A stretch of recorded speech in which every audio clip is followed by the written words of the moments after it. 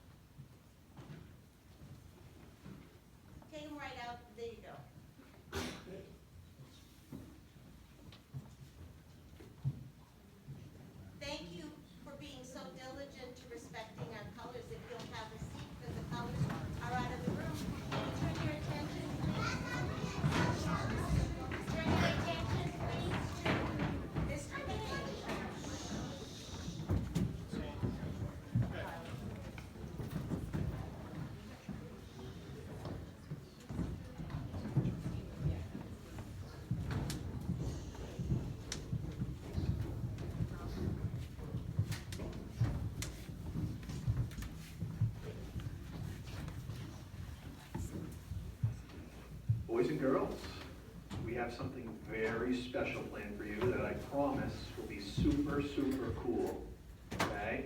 We have Jennifer Tarian here from the Challenger Space Center in Bangor, and she has a special presentation just for you about space. Will you please welcome her and give her a round of applause?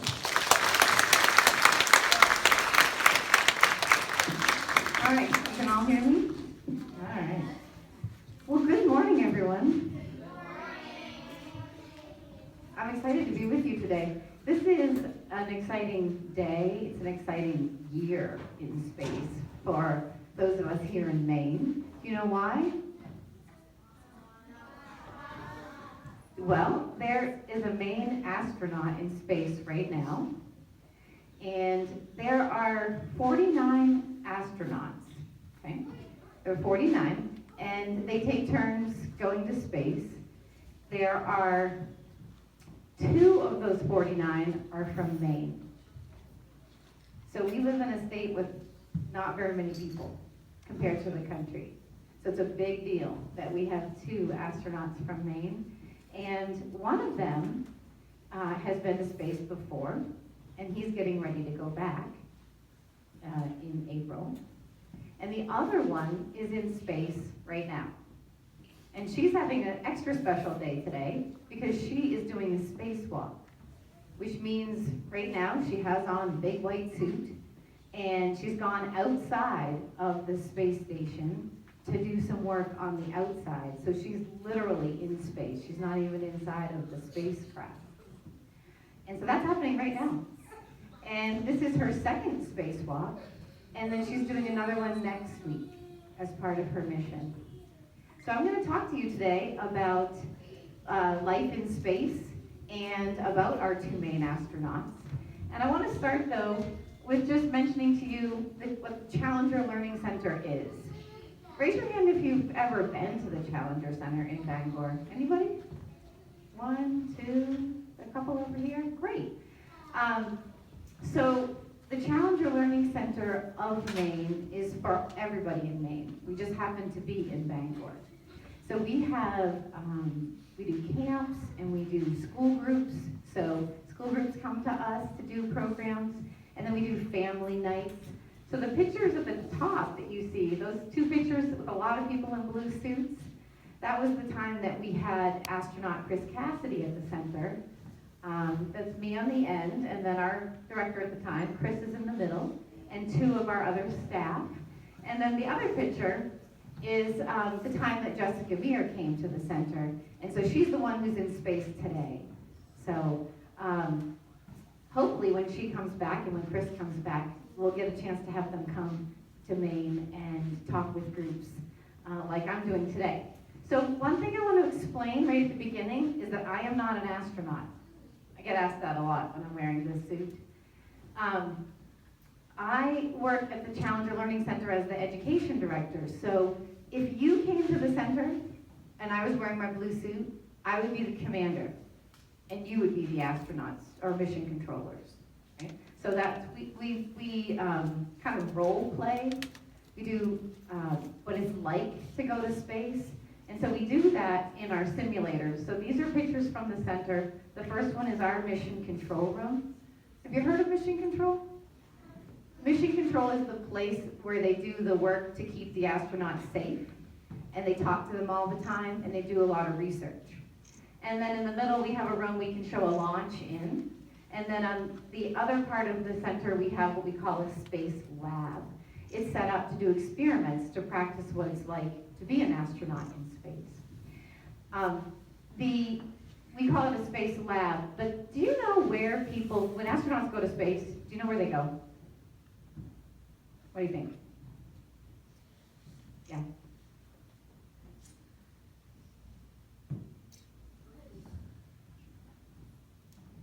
You want me to ask someone else, or do you have an answer? Okay, how about up there? So astronauts have gone to the moon.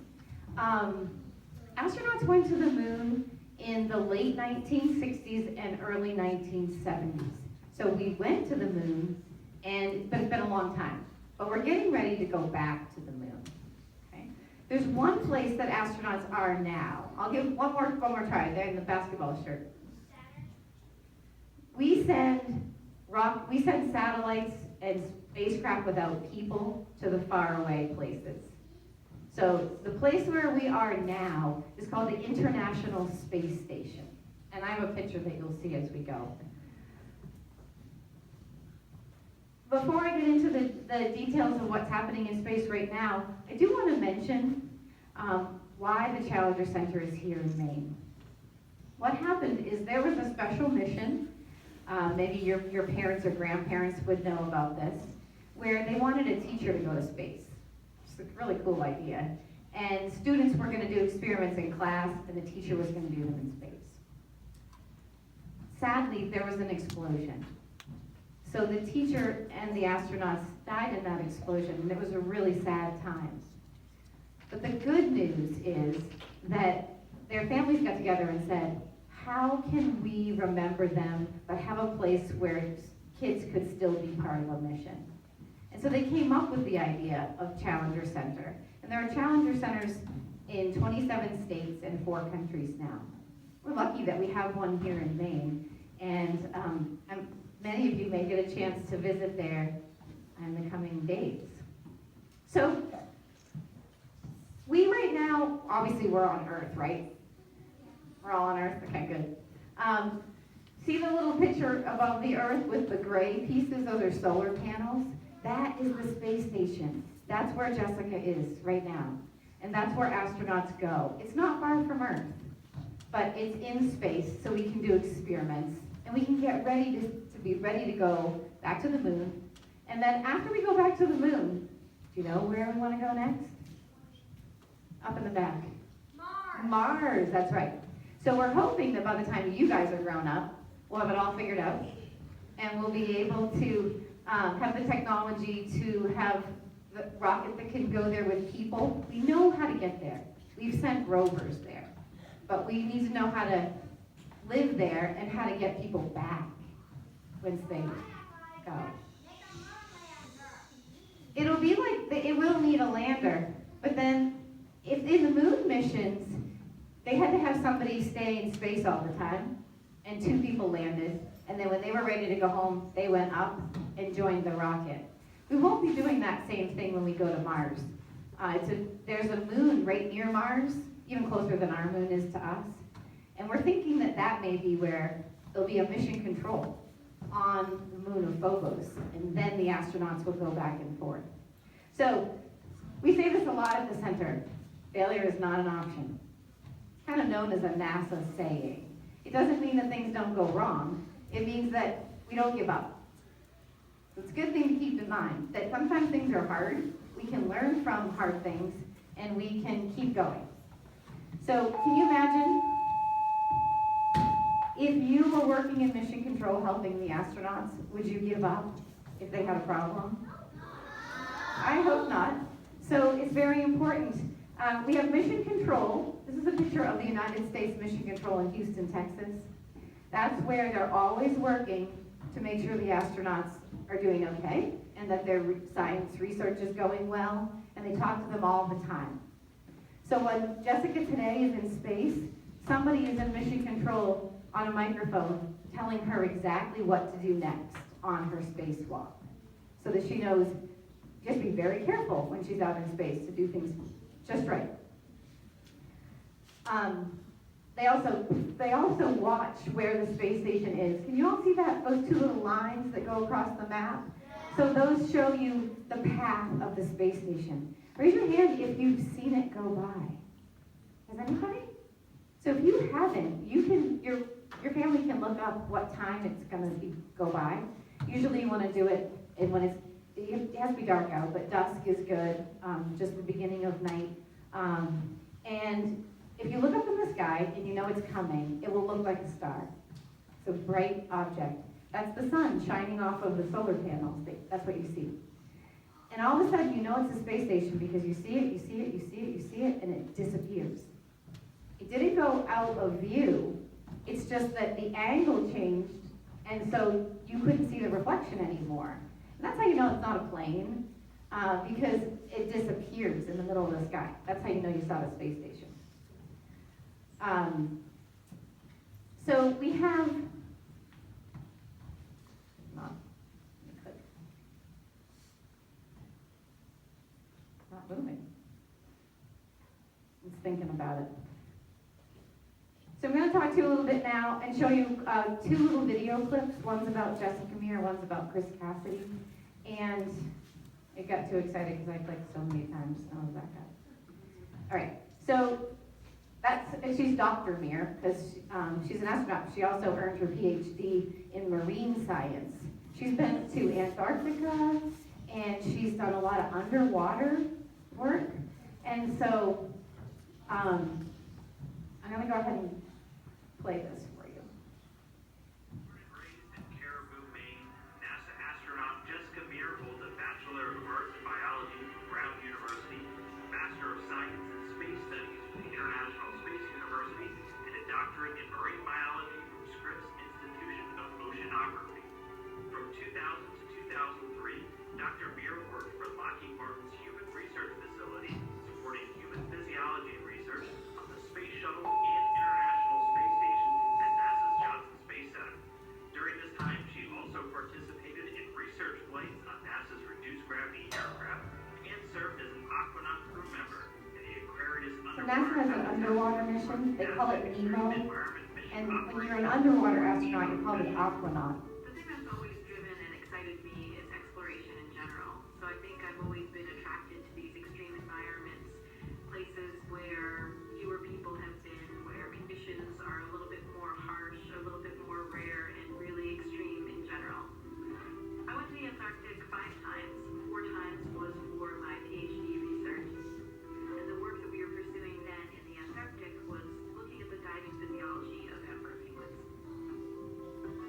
I'm gonna stop One the of the video things there. that we use for And actually, I'll show you the caves real quick. astronauts from all of our partner agencies is training in analogs.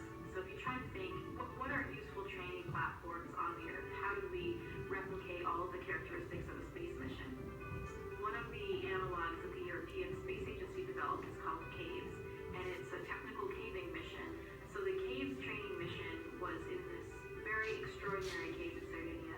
So Would you want to go sometimes over be there? crawling through a hole that when you see it in the distance, you don't think there's no way that you could even fit through that. You know, one at a time, we would take off our packs and sort of shimmy like a snake through these tiny, tiny little holes. And then all of a sudden, you would come out into this room, this cathedral with a 100-meter granite wall. I mean, it was So you might wonder why did she go in caves? But so you need to practice before you go to space. You need to practice a lot. You need to practice what it's going to be like to be in tight spaces, to work really well with other people, be a good team, and to do things that are dangerous but not get scared, right? So Jessica was the only American on that cave mission. She represented the United States and went and did that mission to practice in caves in Europe with the European Space Agency. Another thing they do is when astronauts get hired, after they finish all their practice, they come to Maine. They go to a place that no one quite knows where it is because they're not allowed to say. But it's somewhere in western Maine, in the mountains, and they take them there so they can practice survival together. So that the group of astronauts can get to know each other and know what they would ever have to do if they were in a survival situation. So Jessica did that as well.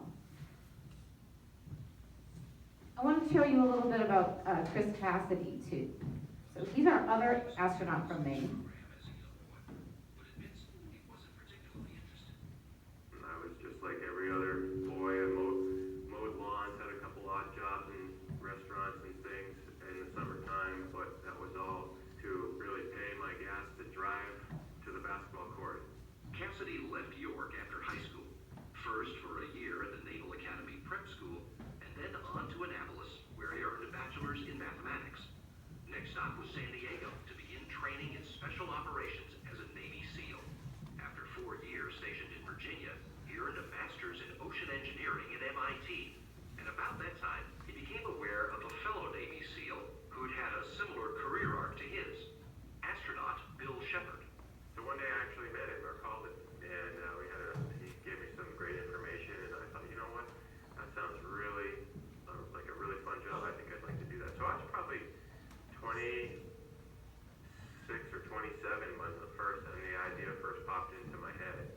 Cassidy applied, but didn't get the call from NASA. The next year, just weeks after September 11th, the SEAL platoon he commanded did get the call, and he was deployed to the Afghanistan region before the 1st of October. He returned home to another posting in Virginia, and he was selected for the astronaut program in 2004, just days after coming home from a second deployment to Afghanistan. Cassidy made 3 spacewalks on his first trip to the International Space Station. So when I tell you that Jessica's doing a spacewalk today, that's what it looks like. So that's Chris doing a spacewalk. So he's in his suit and he's hooked onto the space station. The big pack on his back would be enough power if he needed a little bit to make some maneuvers, but usually they're always keeping one hand on. And they have to work very, very carefully so that they don't poke a hole in their suit or they don't get their cords tangled up. So they have to be very careful. I'm going to move along. So when astronauts are getting ready to go to space, they actually spend quite a bit of time underwater in a pool. If you want to know what it feels like to be in space where it's the weightless environment of microgravity, you should practice doing things underwater. So they have the biggest pool, the deepest pool on Earth in Texas, and it's for astronauts to practice. So they get their suit on. That picture with the, do you know what flag that is right there? It was just in here a minute ago.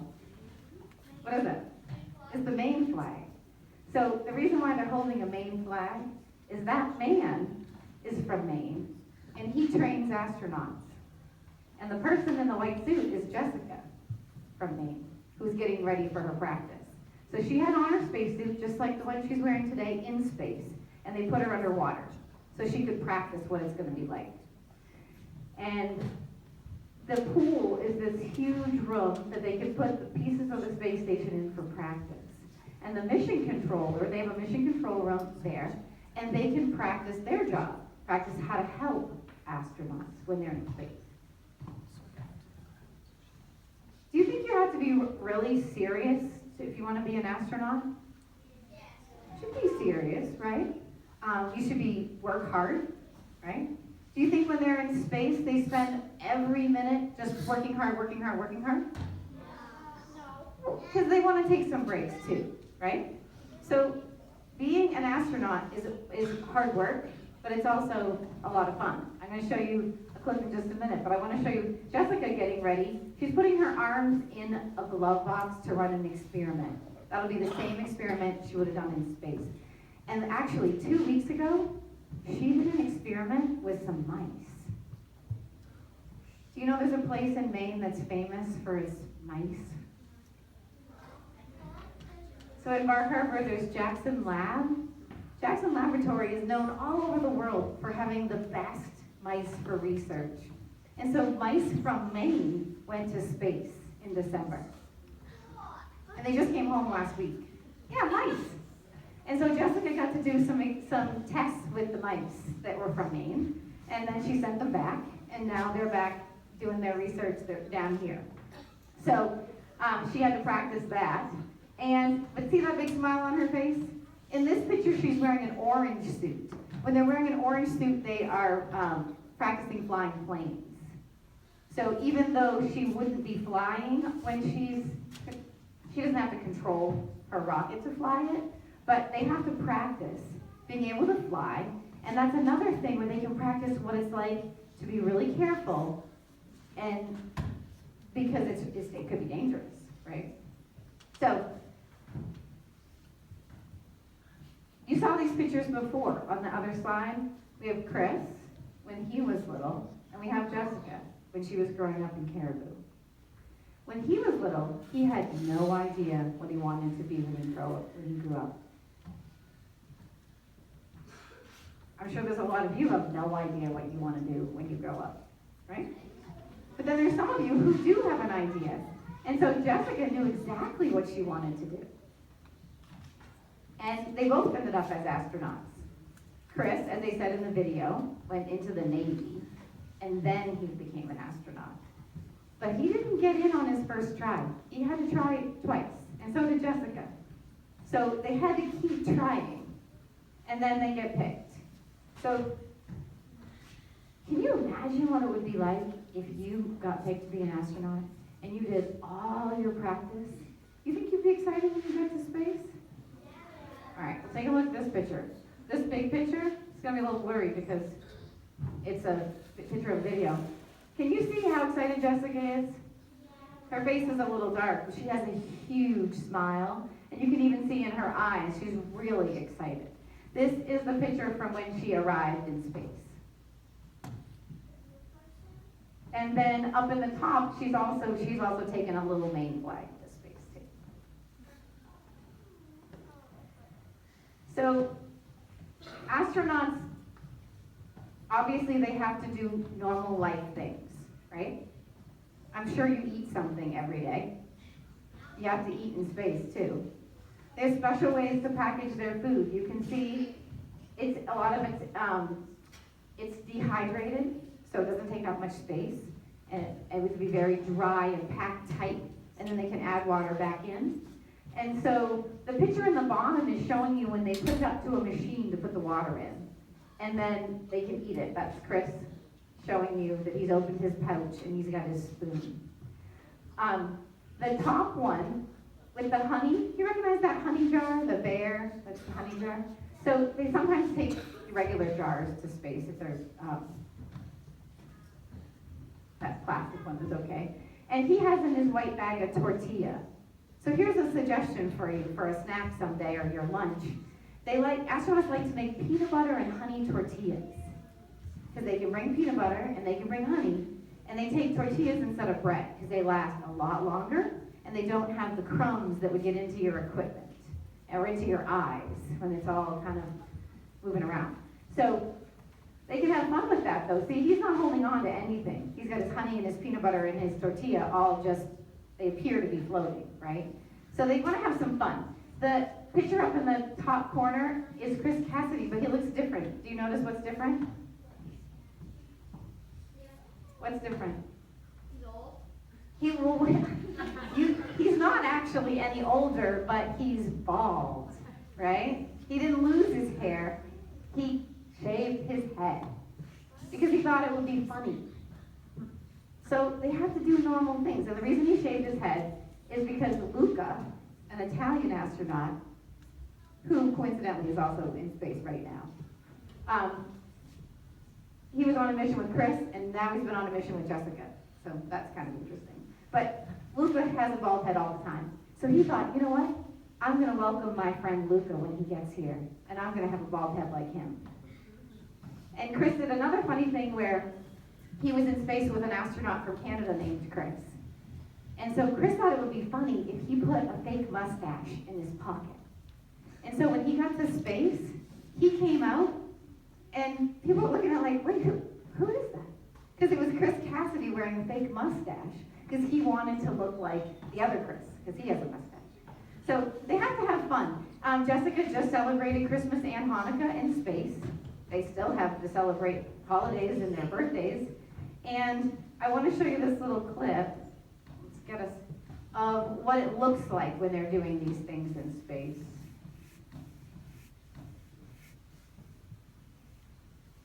Oops, hang on, wrong one. This was open, but let's see if it'll come back.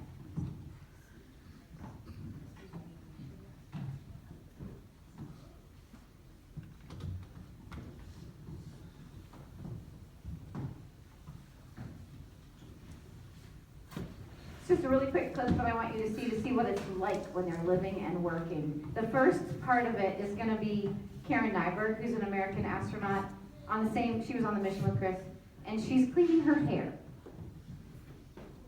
So you can't have a shower in space or a bath in space because you can't have running water. Again, kind of working it out for the end.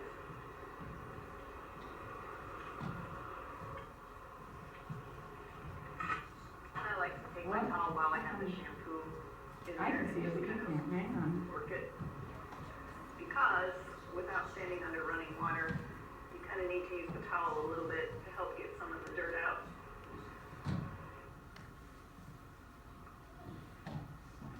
And that's it. Thank you.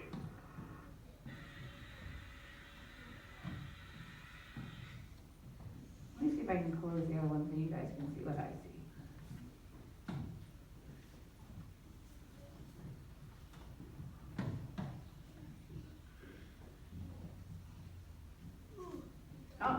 All right, hang on. This is what happens when we try to use technology. Doesn't always work perfectly. You guys ever had a problem with finding something on the computer? Yeah. It looks like it closed. What I can do though is I can tell you what they saw. So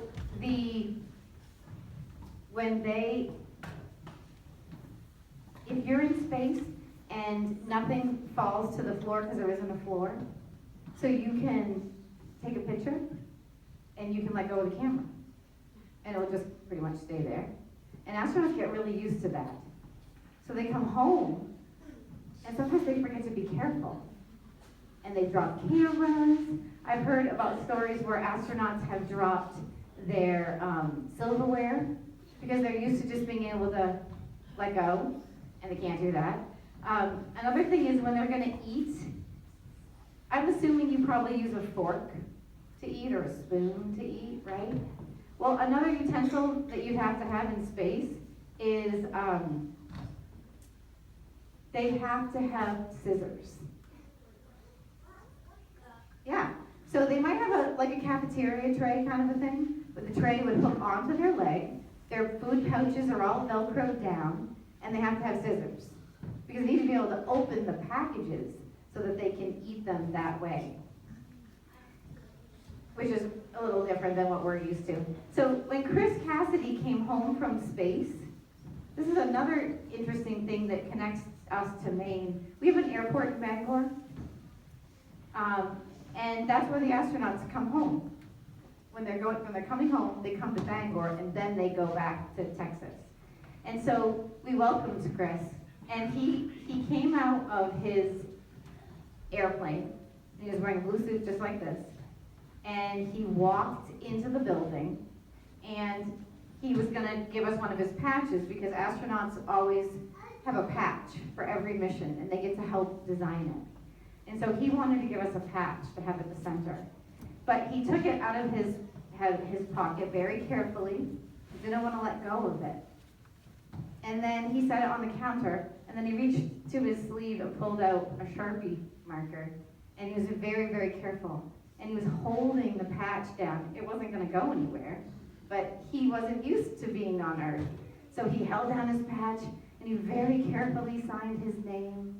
And you could tell he was still getting used to coming back to Earth, because it's different to be in space.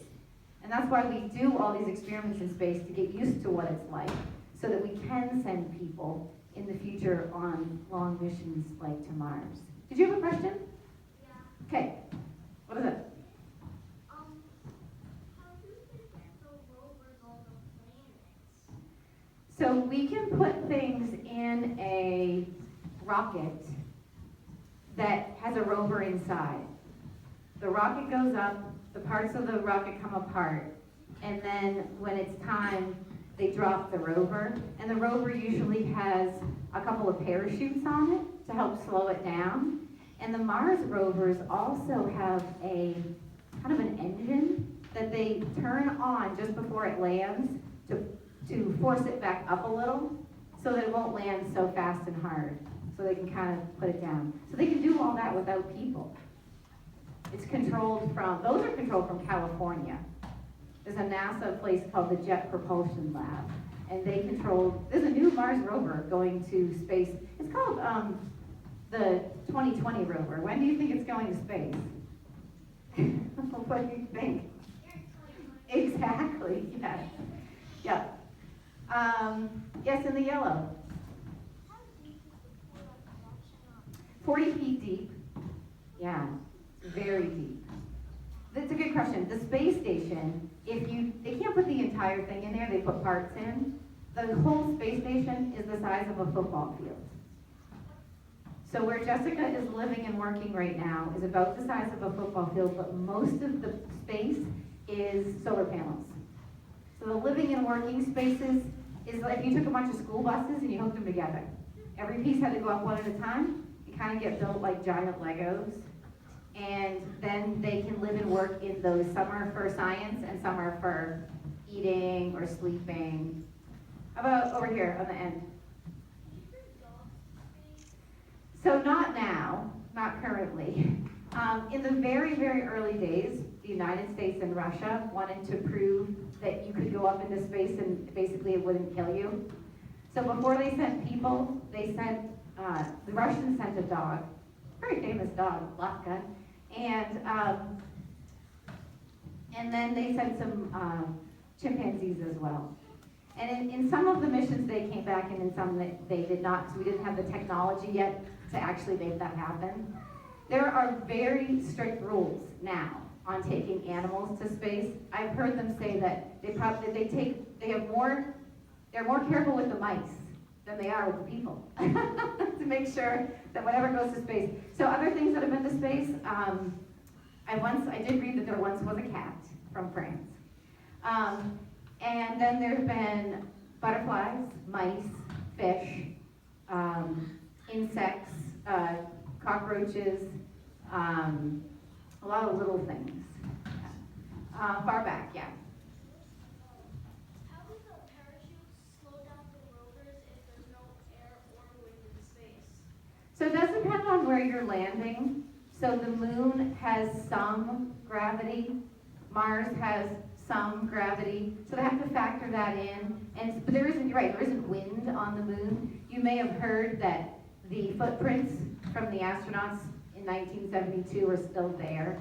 It doesn't have the weather like we do. So that's part of it. We have to try to do all the calculations, but it's hard to know what it's going to be like until you actually try it. And so we think we know what's going to happen, for example, in space with fire. You can imagine, you don't want a fire in your home. You certainly don't want one in your spacecraft that you really can't get out of easily. So this winter, one of the things that Jessica and the others are working on are some experiments with really small contained fires. Because we have to understand how it's going to work so that if it ever did happen, we'd know how to fix it. Yes. In the gray, yeah. Doesn't some stuff in space freeze and it shatters? Right, so it's very cold in space for the most part. We're the third planet, right, from the sun.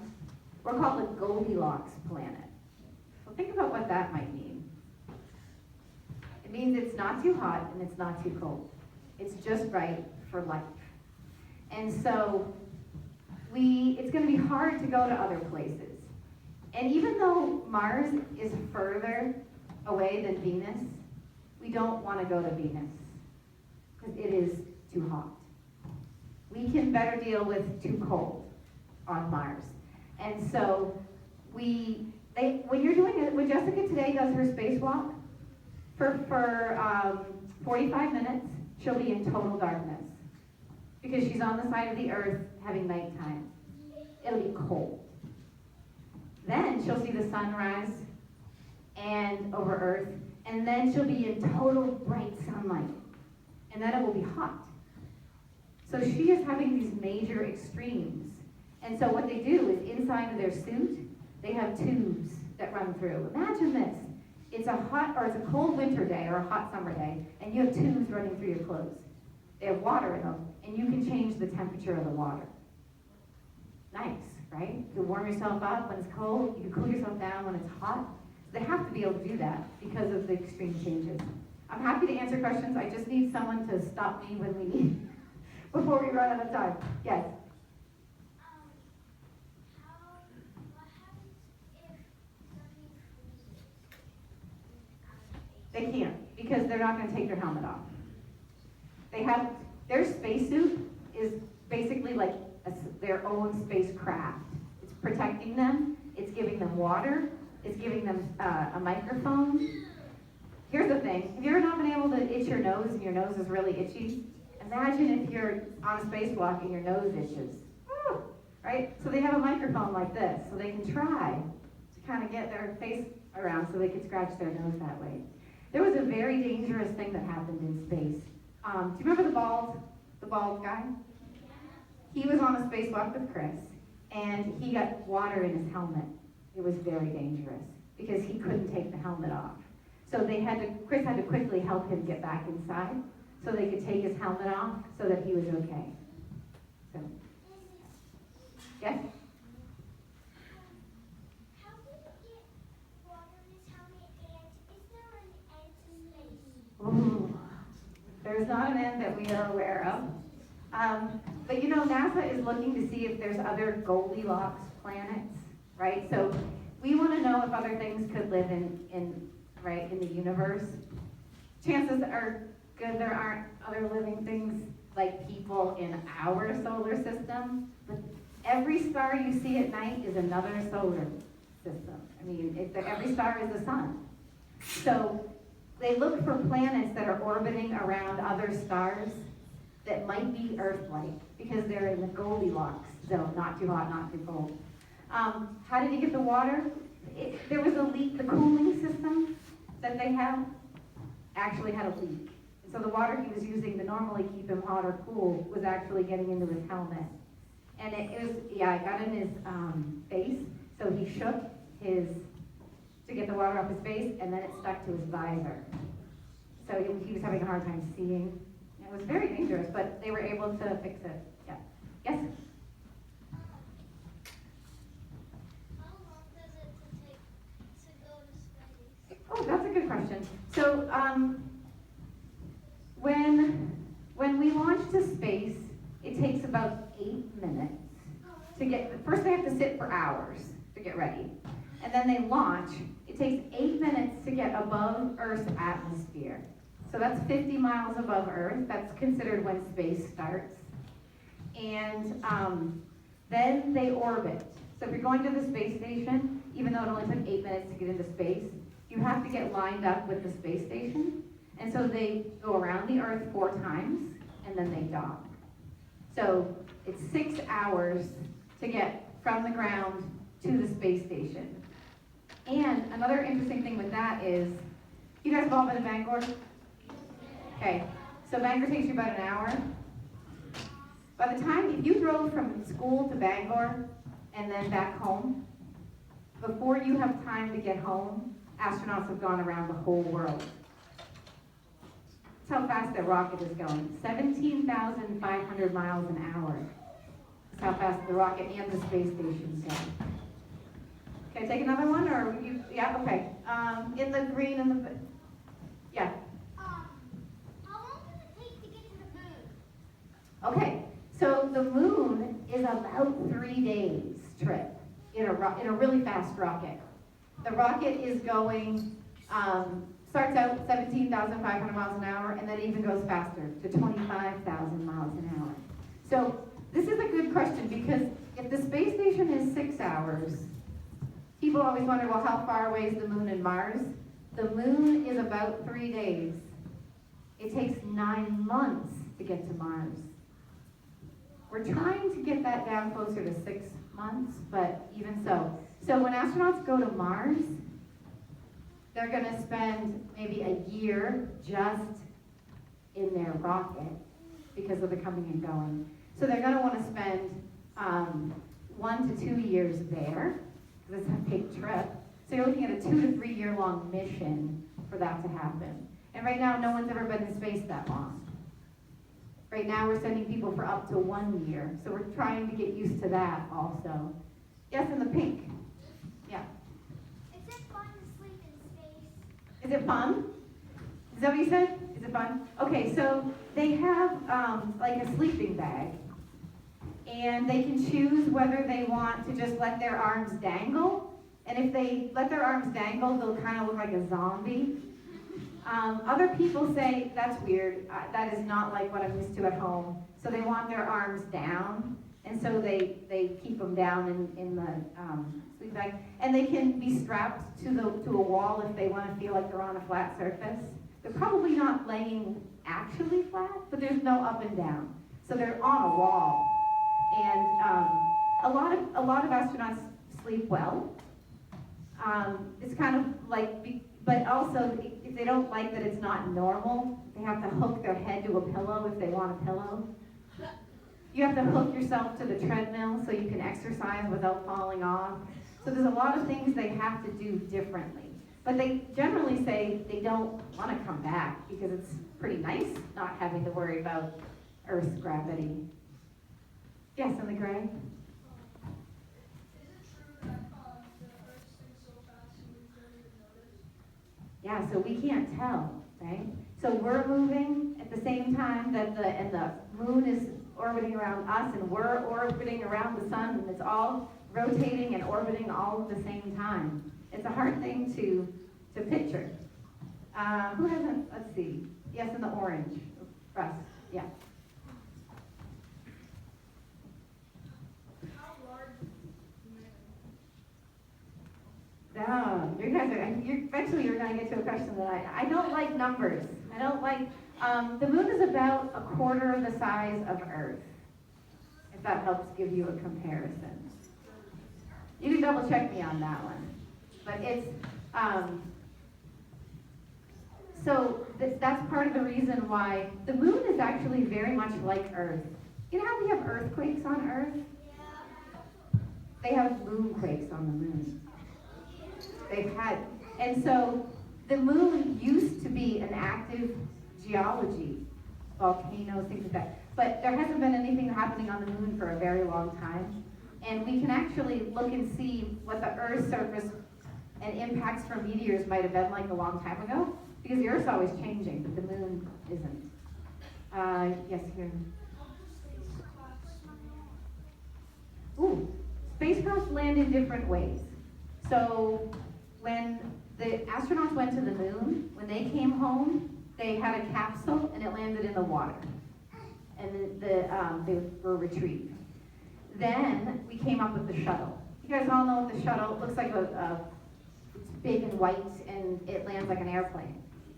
So the shuttle, which I have, but there's shuttles here and there, but the shuttle they called it's like a moving truck. It had a huge, so here we see one. It's big and white, but you don't see it. This is when it lands. When it lifts off, it has a huge orange fuel tank, and it stands up. But when it came home, it was made to land. The shuttle was very unusual, and we probably won't build a rocket quite like it again. The shuttle was able to have this humongous cargo bay, and they could fit big things in it, like the Hubble telescope and all the parts to the space station. They went up one by one and got delivered. And so the people were just here in the front, but the people could also live and work in the shuttle. So they could just orbit around. And then we don't have shuttles anymore. They're in museums. You can go see them. There's some pictures right here. This one's in a museum. But we aren't flying them anymore. So we're building a new rocket called the SLS. Stands for Space Launch System. And NASA's working on that right now in Florida. But if we aren't flying the shuttle, because it's in a museum, and we don't have the new one built yet, then how did Jessica get to space? Do you know? Anybody know? Anyone know how Jessica got to space? You think you know? Do you know?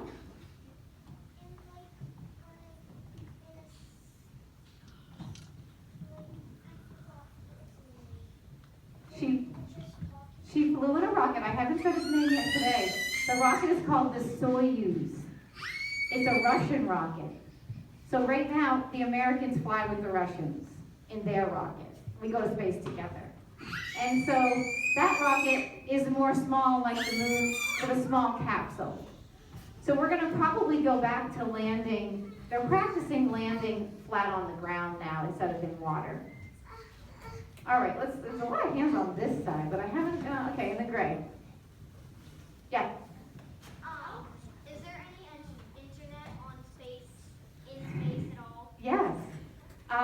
It's funny, one question I didn't know the answer to a few years ago that I had to go back and look up. Somebody asked me, what is the area code for the phone for space?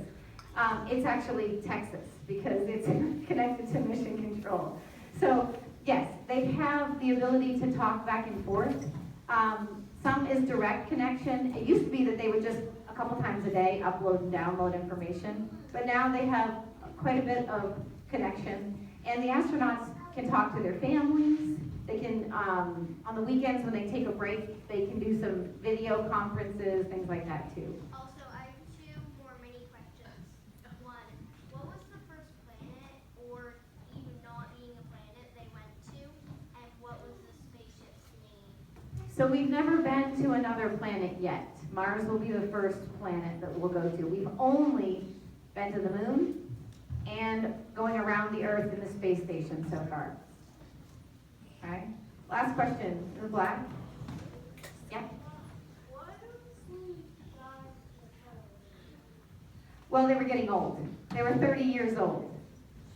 Not many people drive a 30-year-old car, right? I mean, you could if you took really, really good care of it, right? And we didn't need the big cargo bay anymore because we finished building the space station.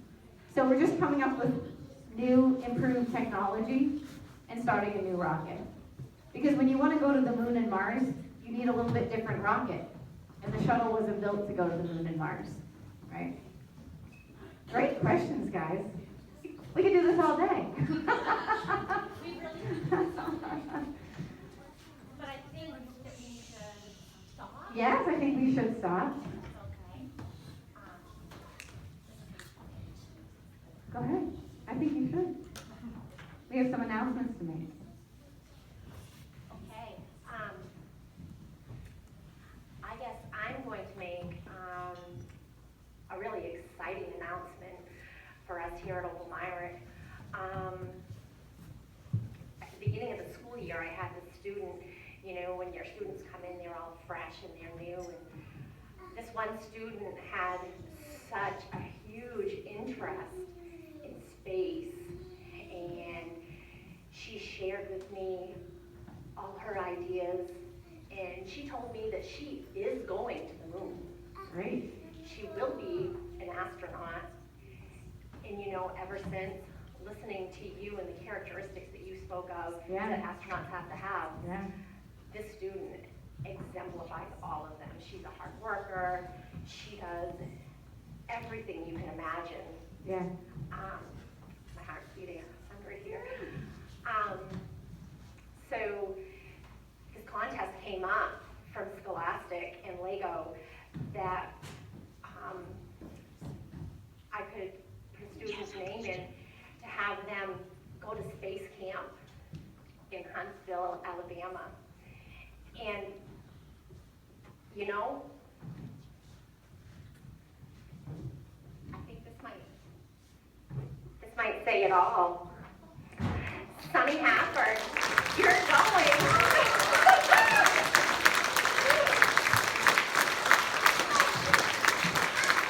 You're going to Huntsville, Alabama, girl. Is that exciting? Yeah. Turn me around. Turn me around.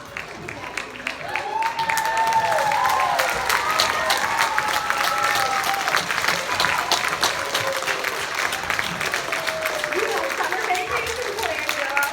Yeah.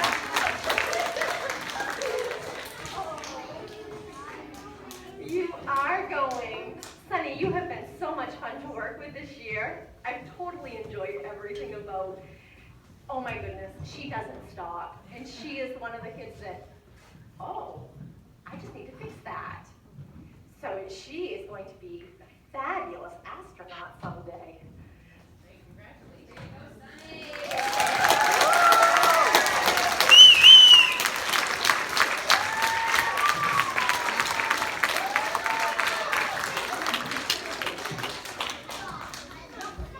I'm gonna get this back to you. Sunny, this is just for me and your friends and the classroom. Okay? This is all for you.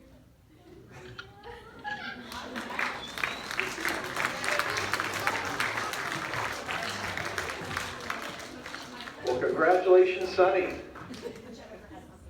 Oh, You want me to just talk loud?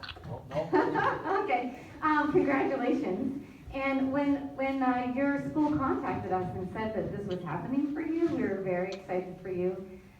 We also were hoping to have a chance that you and the rest of your class could come to the Challenger Center in Bangor and get a chance to try out the things we have, which will help you all get to see what that's like and get you ready for your big trip. Does that sound good? All right, so we're working with your school and with some possible sponsors, and Gilman Electric is helping with this. And we want to make sure that your class gets to, your grade gets to come to the Challenger Center. Yeah.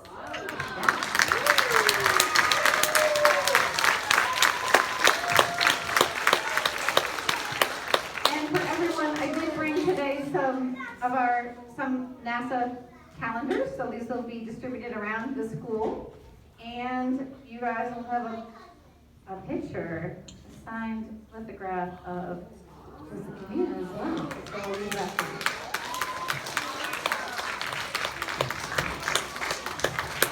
all right, let's hear it for Sunny again. Let's hear it for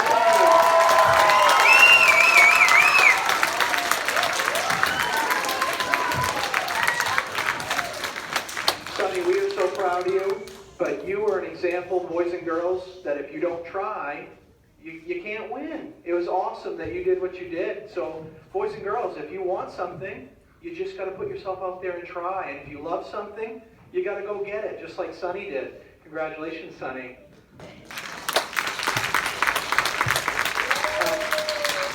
I would like to personally thank Ms. Tarian for coming here today and the Challenger Space Center of Bangor.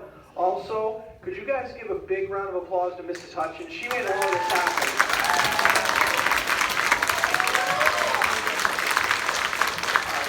I'd like to thank our other guests that were here to witness it, the people in the back that made the sound and visual display that we had possible, and Opal Myrick School. I'm very proud of what happened here today, and I hope to have more assemblies like this in the years to come, because this was awesome. At this time, are we good? At this time, we'll go right in order. We'll do kindergarten, grade 1, grade 2. We'll dismiss you back to your classrooms, and you guys have a wonderful day. Okay, thank you.